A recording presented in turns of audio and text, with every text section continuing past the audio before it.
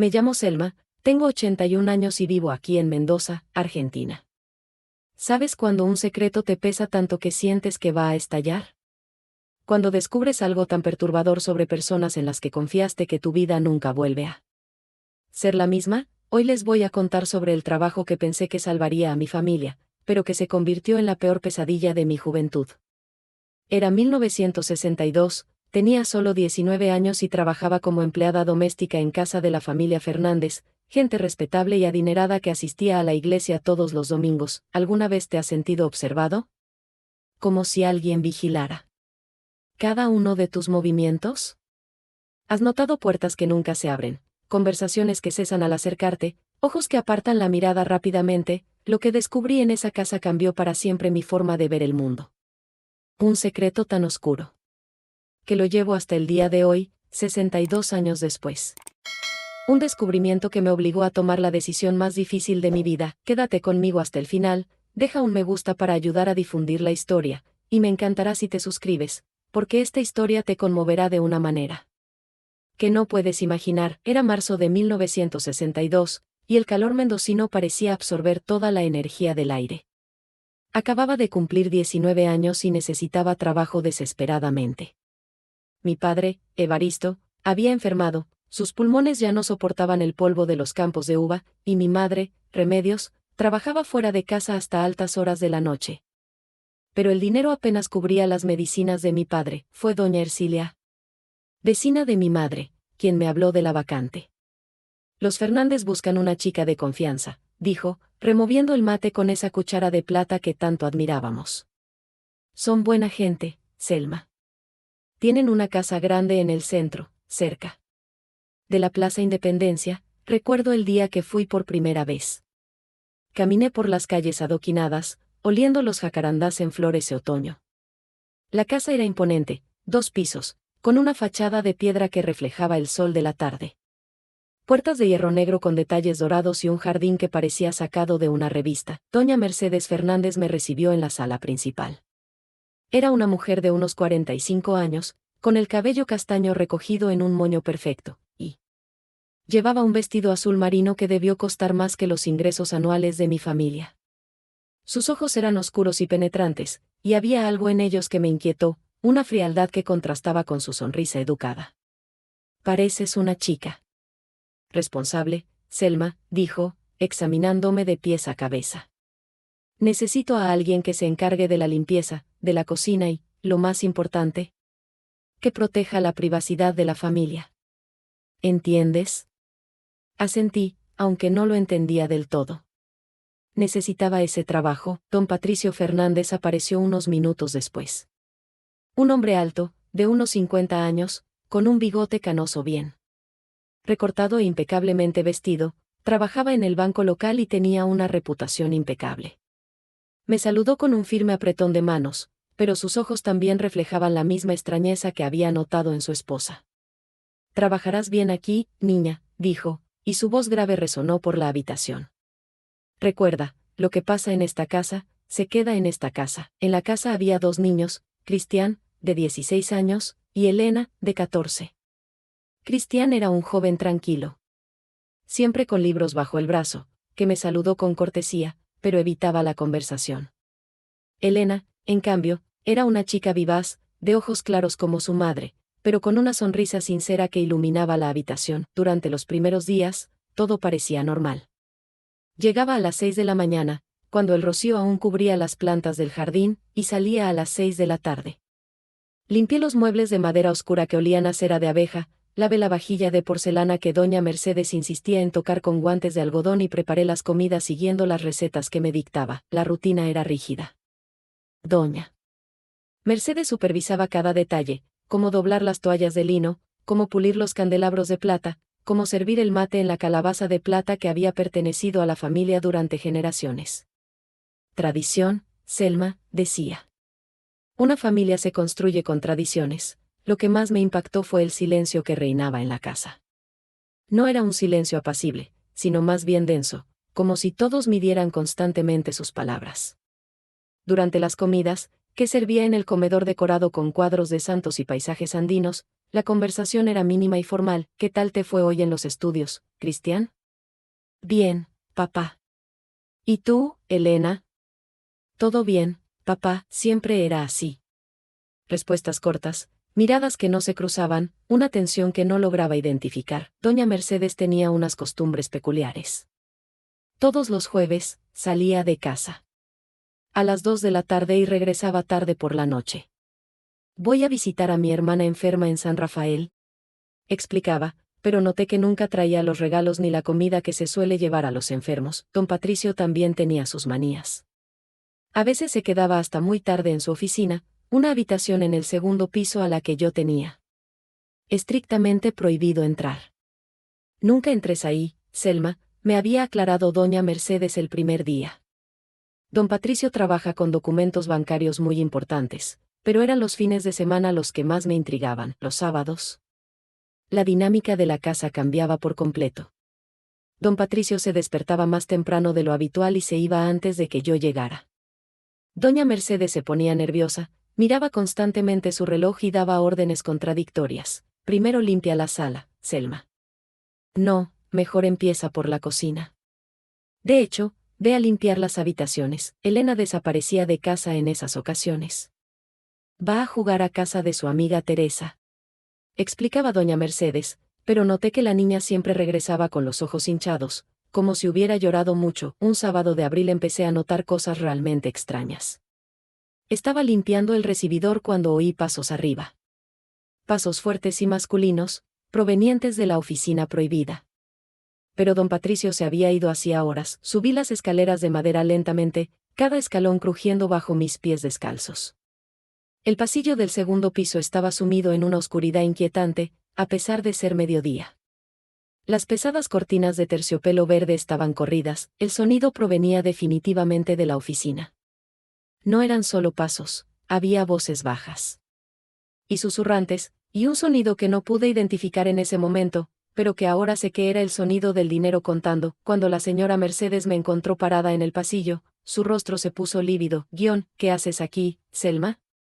Escuché ruidos y pensé. No pienses, dijo con una frialdad que me dejó helado. Obedece. Baja enseguida y ponte a trabajar. Esa noche, al llegar a casa, le conté a mi madre lo sucedido. Estaba cosiendo un vestido de fiesta para doña Caridad, la esposa del carnicero. Y paró la máquina para escucharme. Hija, dijo, pasándome la mano callosa por la cara, a veces es mejor no ver ciertas cosas. Esta familia te paga bien y necesitamos el dinero, pero no podía dejar de pensar. Empecé a prestar más atención a los detalles. Si te gusta esta historia, dale a me gusta para ayudarme a seguir compartiendo estos recuerdos. Y suscríbete al canal para no perderte las próximas historias que compartiré contigo. Noté que don Patricio recibía visitas muy extrañas. Hombres que siempre llegaban después de las 8 de la noche, cuando las calles ya estaban desiertas. Nunca llamaban a la puerta principal, entraban por una puerta lateral que daba directamente a la oficina. Podía verlos desde la ventana de la cocina, donde siempre pasaba la cena preparando. Eran hombres bien vestidos, pero había algo siniestro en ellos. Hablaban en voz baja, miraban a su alrededor antes de entrar y nunca se quedaban más de una hora. A algunos los reconocí: don Alberto, que trabajaba en el ayuntamiento, don Fernando, dueño de varias tiendas en el centro, y a otros no los pude identificar. Lo que más me intrigó fue la reacción de Cristian ante estos visitantes. Siempre que llegaban, se encerraba en su habitación y ponía música a todo volumen, tangos de Carlos Gardel que resonaban por toda la casa. Era como si quisiera ahogar cualquier sonido proveniente de la oficina. Elena, en cambio, estaba aún más callada últimamente. A veces la encontraba llorando en el baño, pero cuando le preguntaba qué le pasaba, simplemente negaba con la cabeza. Y corría a su habitación. Una noche de mayo, ocurrió algo que me dejó completamente alarmado. Había olvidado mi abrigo en la cocina y volví a buscarlo cuando eran casi las 10. La casa estaba aparentemente vacía. Las luces principales estaban apagadas y el silencio llenaba la habitación, pero al pasar por la sala principal, oí una conversación proveniente de la oficina. Las voces me llegaban por el conducto de ventilación que conectaba las dos plantas. No puede seguir así, Patricio, dijo una voz que reconocí como la de don Alberto. La cosa se está poniendo peligrosa. Te estás volviendo un cobarde, Alberto, respondió don Patricio. Lo hemos hecho cientos de veces. Nadie sospecha nada. Me quedé paralizada, apoyada en la pared de la sala, intentando escuchar. Pero la conversación cambió de tema, y poco después oí pasos bajando las escaleras. Corrí a la cocina, agarré mi abrigo y salí por la puerta trasera. El corazón me latía tan fuerte que estaba segura de que se oiría en todo el vecindario. Esa noche no pude dormir. Di vueltas en la cama, intentando comprender lo que había oído. ¿Qué era eso, que habían repetido cientos de veces? ¿Por qué tenía miedo don Alberto? ¿Y por qué creían que yo podría descifrarlo? A la mañana siguiente, cuando llegué al trabajo, la señora Mercedes me saludó con una sonrisa forzada. Selma, querida, dijo con dulzura artificial, don Patricio y yo estábamos hablando y decidimos subirte el sueldo. Has sido tan dedicada, el aumento fue generoso, casi el doble de lo que ganaba. Pero en lugar de alegría, sentí mariposas en el estómago. Era como si me estuvieran comprando. Solo queremos asegurarnos, continuó, de que estés contento trabajando aquí. ¿Y de qué? Entiendas la importancia de la discreción, asentí, fingiendo gratitud, pero por dentro estaba cada vez más seguro de que había algo muy mal en esta casa. Los días siguientes estuvieron llenos de tensión constante. Realicé mis tareas con normalidad, pero cada ruido, cada mirada, cada palabra susurrada me ponía nervioso. Era como vivir con un nudo permanente en el estómago. Don Patricio empezó a observarme de una forma que me incomodaba muchísimo. Siempre que limpiaba, sentía su mirada fija sobre mí. Aparecía en lugares donde no solía estar, en la cocina por la mañana, en el jardín por la tarde, siempre con una excusa, pero siempre observándome. Estás muy pálida, Selma, comentó una mañana mientras preparaba el desayuno. ¿No duermes bien? Estoy bien, don Patricio, respondí tratando de mantener la voz firme. Menos mal, dijo, acercándose más de lo necesario. Porque la gente que no duerme bien a veces se pone a imaginar cosas. Y eso no le hace bien a nadie. La amenaza implícita en sus palabras me dio escalofríos. Elena se estaba volviendo cada vez más extraña. La chica vivaz y sonriente que conocí se estaba convirtiendo en una sombra de lo que era. Apenas hablaba, apenas comía, y la sorprendí mirando por la ventana varias veces con una expresión de puro terror. Una tarde de junio, mientras el fresco viento andino barría las hojas secas del jardín, Elena se reunió conmigo en la cocina. Estaba preparando un guiso de cordero que llenó la casa de un reconfortante aroma a romero y tomillo. Selma, susurró, mirando nerviosamente a su alrededor, ¿no te parece extraño que papá reciba tantas visitas por la noche? Mi corazón se aceleró. Era la primera vez que alguien en mi familia sacaba el tema. No lo sé, Elena. Tu padre es un hombre de negocios, no son negocios, me interrumpió, con los ojos llenos de lágrimas. Es otra cosa. Algo malo, antes de que pudiera preguntar nada más, oímos pasos acercándose. Elena retrocedió rápidamente, secándose los ojos con el dorso de la mano. Doña Mercedes entró a la cocina con aquella sonrisa artificial que ya me resultaba familiar. Elena, cariño, ve a hacer tu tarea. Y Selma, cuando termines, necesito que organices el trastero del sótano. El sótano. Nunca había estado allí. De hecho, ni siquiera sabía que la casa tenía sótano. Está debajo de la escalera principal, explicó la señora Mercedes. La puerta siempre está cerrada, pero aquí está la llave. Solo necesito que organices unas cajas viejas que están ahí. La llave era pesada, antigua y tenía un tacto extraño, como si llevara el peso de muchos secretos. Terminé mis tareas de cocina y me dirigí a la puerta del sótano. Estaba en una zona de la casa que rara vez visitaba, debajo de la escalera principal, medio escondida tras una gruesa cortina. La cerradura estaba oxidada y costaba abrirla. Cuando por fin logré girar la llave, un aire frío y húmedo subió por las escaleras, trayendo consigo un olor extraño, no a moho, sino a algo más inquietante. Bajé con cuidado los escalones de piedra. No había ventanas en el sótano, solo una bombilla desnuda colgando del techo, proyectando sombras fantasmales en las paredes. Lo que vi allí abajo cambió mi vida para siempre. El sótano estaba dividido en dos secciones. La primera, donde yo estaba, parecía normal, estanterías con tarros de conserva, cajas viejas y herramientas. Pero había una puerta al fondo, entreabierta, de la que salía una luz tenue. Me acerqué lentamente, con el corazón latiéndome tan fuerte que parecía resonar en la habitación silenciosa. Abrí la puerta con cuidado y Jesucristo. Lo que vi en ese momento me dejó paralizado de horror. Era un laboratorio. No exactamente un laboratorio, era un lugar donde falsificaban dinero. Había imprentas, papel especial, tintas, cuchillas. Y montones de billetes falsos esparcidos por todas partes. Dólares estadounidenses, pesos argentinos, algunas monedas que no reconocí, pero eso no fue lo peor. En una mesa de la esquina había fotografías. Muchas fotografías. Y cuando las miré más de cerca, casi me desmayo. Eran fotos de funcionarios gubernamentales, banqueros y personas importantes de la ciudad. Pero no eran fotos normales, eran fotos comprometedoras e íntimas, claramente tomadas. Sin el consentimiento de la gente. Y junto a cada foto había documentos, cartas y papeles que parecían contener información privada. Don Patricio no era solo un falsificador, era un chantajista. De repente, todo cobró sentido. Las visitas nocturnas, el miedo de don Alberto, el dinero que siempre se quedaba en esa casa, la tensión constante que los agobiaba. Y entonces vi algo que me hizo temblar de la cabeza a los pies. Entre las fotografías había algunas de Elena. Mi Elena, la dulce niña de tan solo 14 años. Fotos tomadas en su propia habitación, mientras se cambiaba, se bañaba y dormía. El propio padre fotografiaba a su hija para utilizarlas en su sórdida red de chantaje. Sentí unas náuseas tan intensas que tuve que apoyarme en la pared para no caerme. Me temblaban las manos sin control y me cubría todo el cuerpo con un sudor frío. En ese momento, oí pasos arriba. Alguien había llegado a casa. Corrí a apagar la luz del laboratorio, cerré la puerta y subí corriendo las escaleras. Lo más rápido que pude.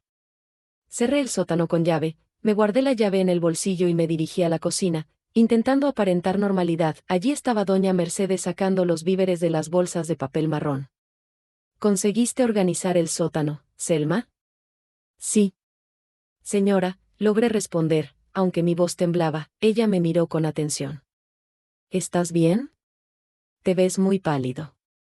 Debe ser el aire viciado del sótano, mentí. Por dentro, mi mente corría a 1000 por hora.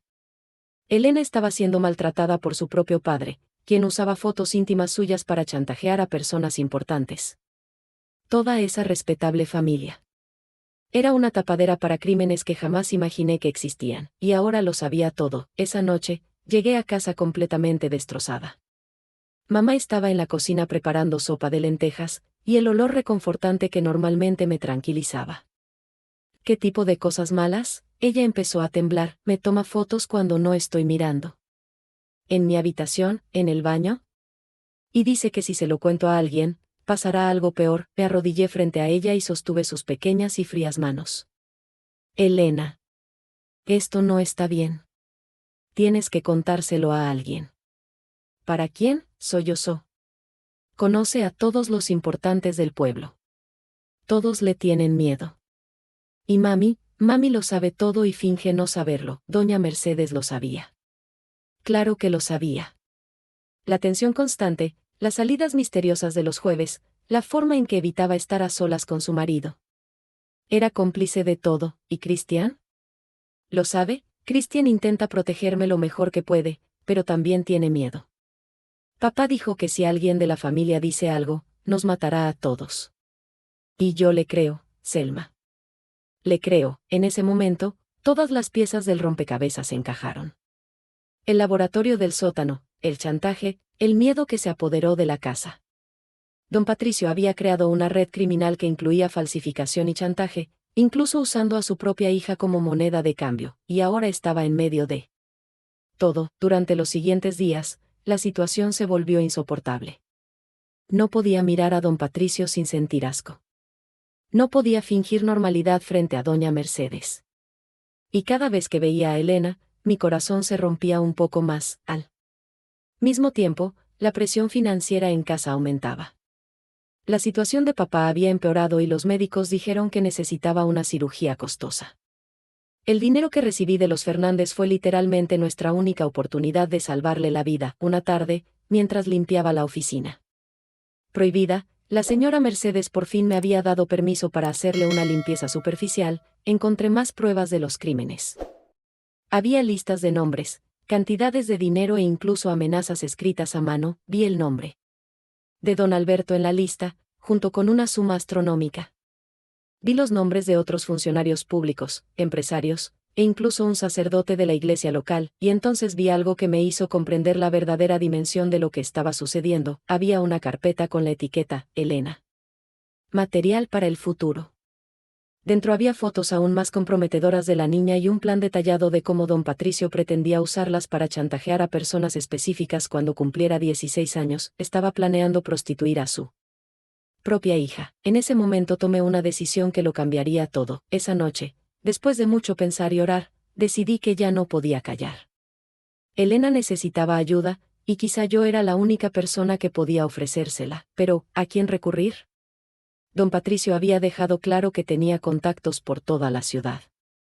Probablemente la policía local estaba involucrada. Tenía fotografías de algunos oficiales en su colección. Recordé a Facundo, el primo de mi madre, que trabajaba como periodista en el periódico Los Andes.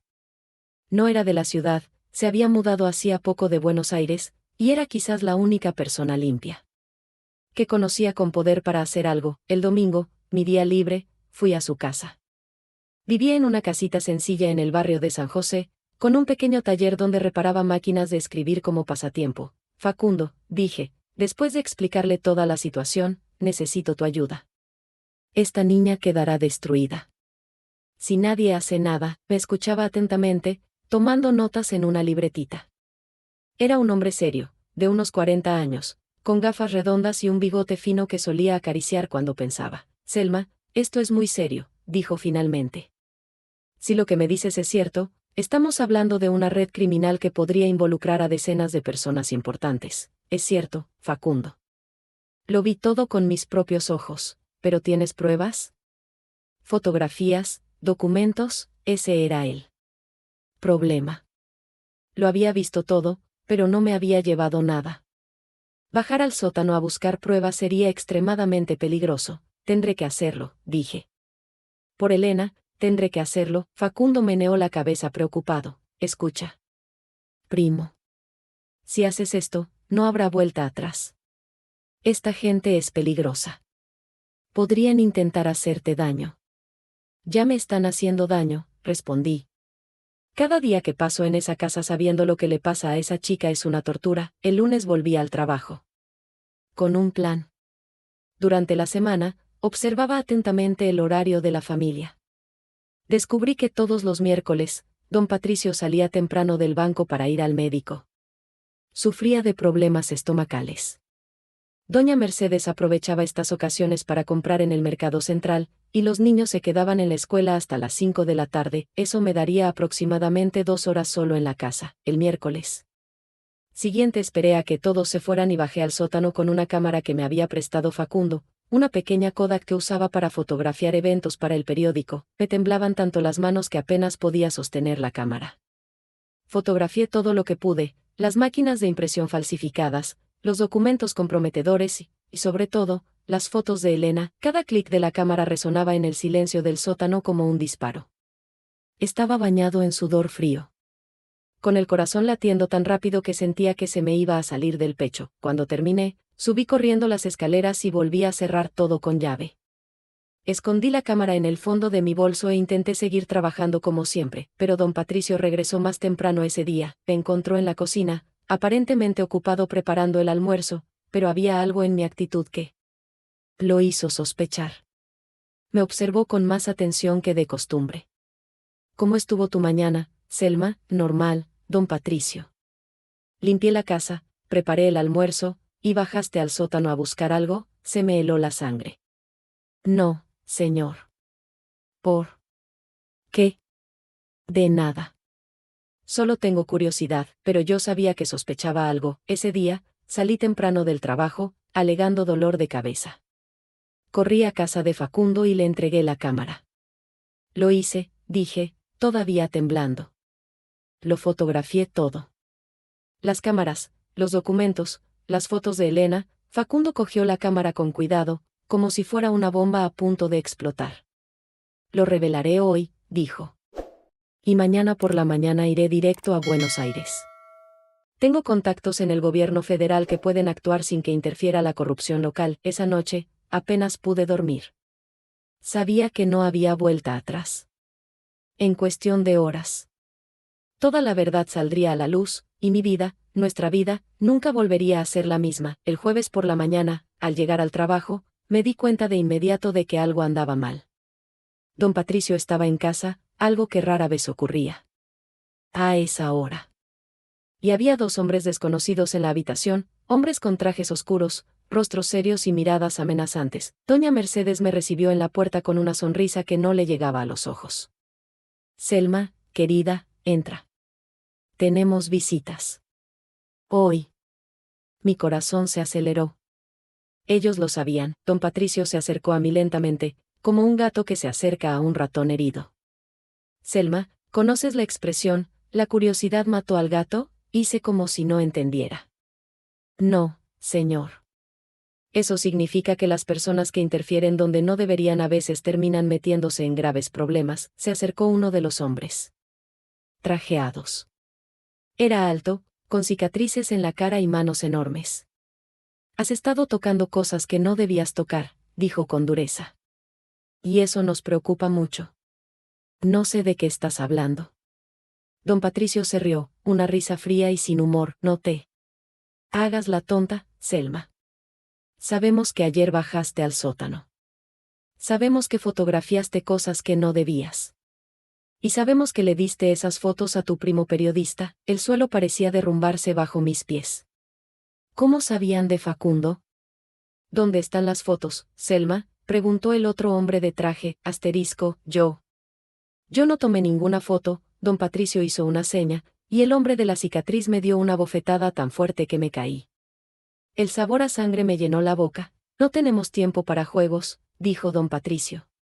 ¿O nos dices dónde están las fotografías, o tu familia sufrirá las consecuencias? En ese momento, Elena bajó las escaleras.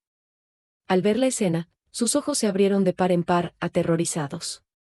Papá, ¿qué pasa? Vuelve a la habitación, Elena. Gritó don Patricio, pero ella no se movió.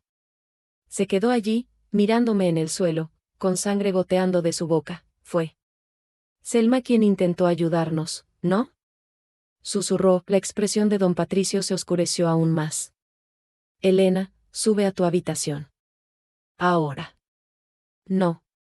Gritó la niña, sorprendiendo a todos. No voy a subir. Estoy harta de tener miedo. Estoy harta de fingir que no sé lo que me hacen. El silencio que siguió fue ensordecedor. Don Patricio miró a su hija con un odio que me puso los pelos de punta. No sabes lo que dices, niña. Lo sé, gritó Elena, con lágrimas en los ojos. Sé lo de las fotos. Sé lo del dinero. Falso. Lo sé todo. Y sé que Selma fue la única persona que intentó ayudarme. En ese momento escuchamos sirenas acercándose. Facundo lo había logrado. Las autoridades federales estaban llegando. Don Patricio se puso furioso. Miró a los hombres trajeados, que ya corrían hacia la salida trasera. Esto no va a aguantar, me dijo con voz amenazante. No sabes con quién te estás metiendo, pero ya era demasiado tarde. La puerta principal se abrió de golpe y la policía federal irrumpió en la casa. Lo que siguió fue como un huracán que Elena fue puesta inmediatamente bajo custodia protectora. Recuerdo que me abrazó antes de irse con los trabajadores sociales, susurrándome al oído, gracias, Selma. Gracias por no rendirte conmigo. Don Patricio y doña Mercedes fueron arrestados. Él intentó negarlo todo hasta el final, pero las pruebas eran abrumadoras. Las fotografías que tomé se convirtieron en piezas cruciales del caso. Cristian, de quien más tarde descubrimos que estaba siendo obligado a ayudar a su padre con la falsificación, fue puesto bajo custodia protectora junto con Elena. El niño rompió a llorar al contar a los investigadores cómo lo obligaron a participar en los crímenes bajo amenaza de muerte. En los días siguientes, toda la ciudad quedó en shock. El respetado banquero Patricio Fernández y su esposa, Mercedes, eran en realidad los líderes de una de las redes criminales más grandes de la región. Se produjeron varios arrestos más.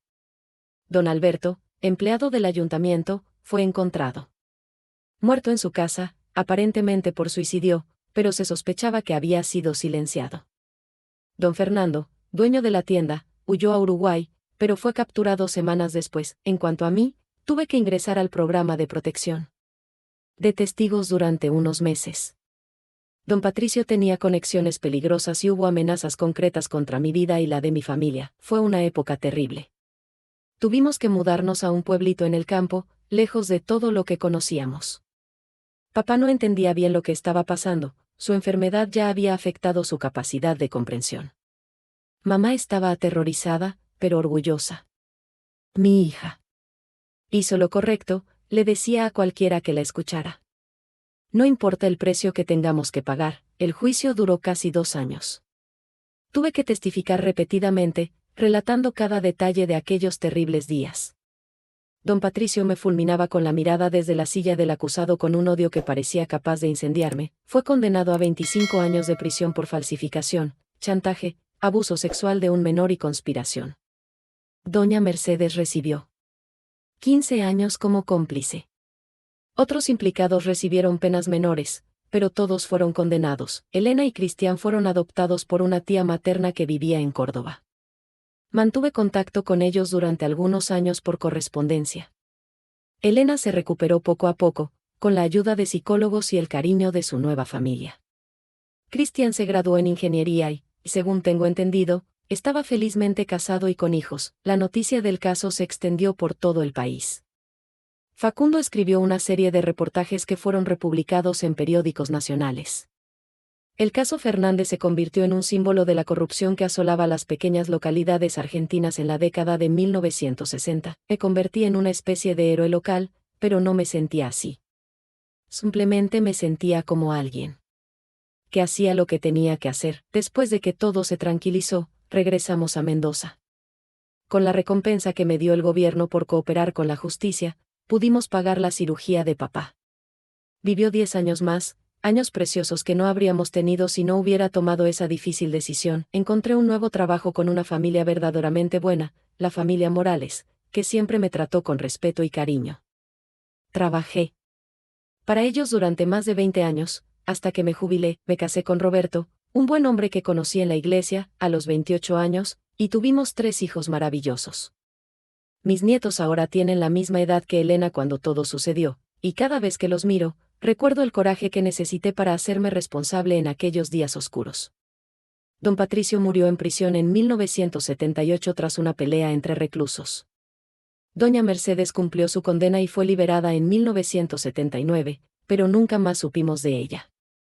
Elena me escribió entonces diciéndome que ya no quería tener contacto con su madre. Saben, queridos, después de todos estos años, a veces todavía me pregunto si hice lo correcto.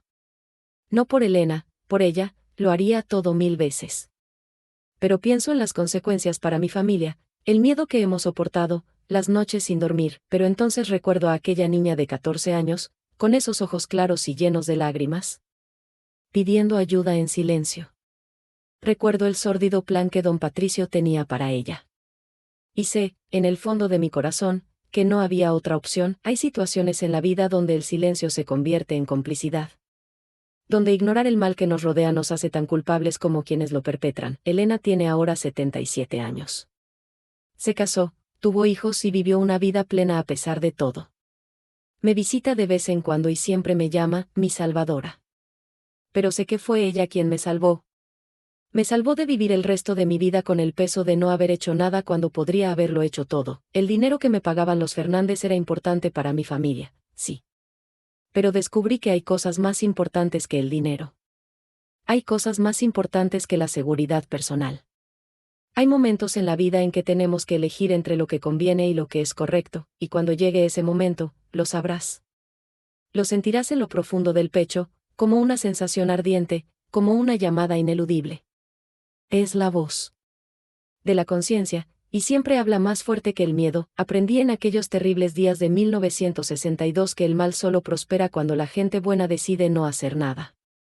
que los secretos oscuros solo persisten cuando hay quienes deciden guardarlos en silencio. Si estás escuchando esta historia y reconoces situaciones similares a tu alrededor, si conoces a alguien que está siendo lastimado, abusado o explotado, no hagas lo que yo hice al principio. No esperes tanto para actuar. Porque cada día que pasa es un día más de sufrimiento para quienes necesitan tu ayuda, no importa si las personas involucradas son importantes, si tienen dinero, si tienen poder.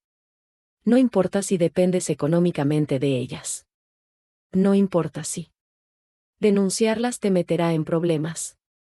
Lo que importa es que alguien necesita ayuda, y quizás tú seas la única persona capaz de ofrecérsela. Elena me enseñó que la valentía no consiste en no tener miedo.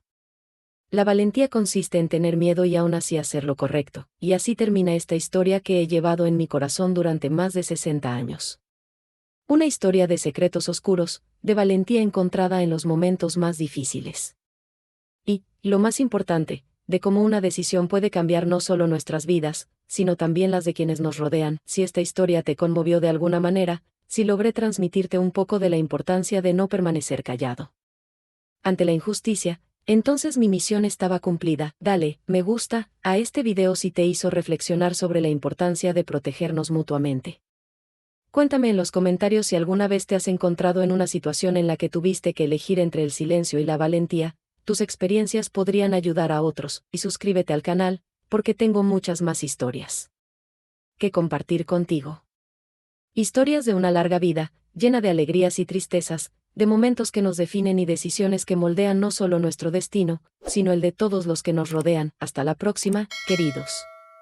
Y recuerden, nunca subestimen el poder que tienen para marcar la diferencia en la vida de alguien. A veces, ser valientes es lo único que separa a una persona de su destrucción. Que Dios te bendiga y que siempre encuentres la fuerza para hacer lo correcto, incluso cuando sea difícil.